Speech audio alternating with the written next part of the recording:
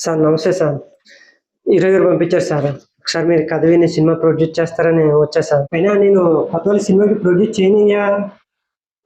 ఇంతగా ఏ హీరో గారు కథ ఓపెన్ చేశారు సార్? అది మన హీరో ప్రభాస్ గారు ఉన్నారు కదా సార్, ఆయన కూడా కథని ఓకే చేశారు సార్. ప్రభాసా? మన హీరో ప్రభాసా?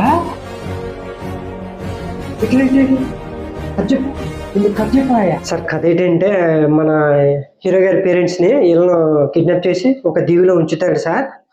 ఓపెన్ షాట్ ఏంటంటే మన హీరో గారు వచ్చి హెలికాప్టర్ లోంచి దిగుతారు సార్.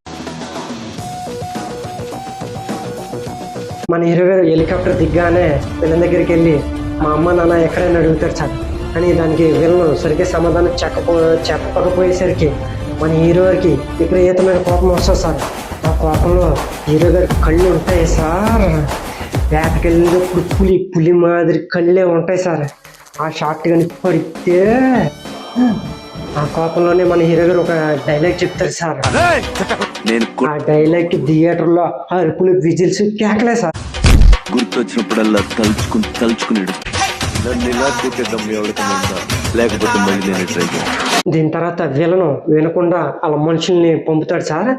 సో దీంతో ఫైట్ స్టార్ట్ అవుద్ది. మన హీరో గారు ఇష్టం వచ్చినట్టు ఈ విలన్లు నడుపుతూ ఉంటారు సార్. ఫైట్ జరుగుతున్న టైంలోనే మన హీరో గారు అక్కడ ఉన్న ట్యాంకర్ ఎక్కి నిలబడితే ఉంటుంది సార్.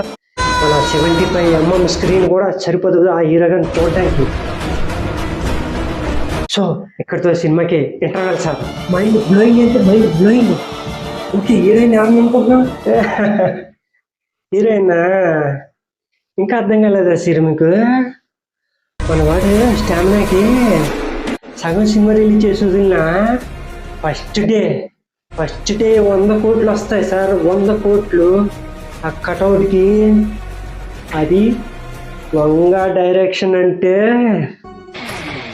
బాక్స్ బద్దలాసిపోతాయి. సూపర్. మనం ఈ సినిమా చేస్తాం.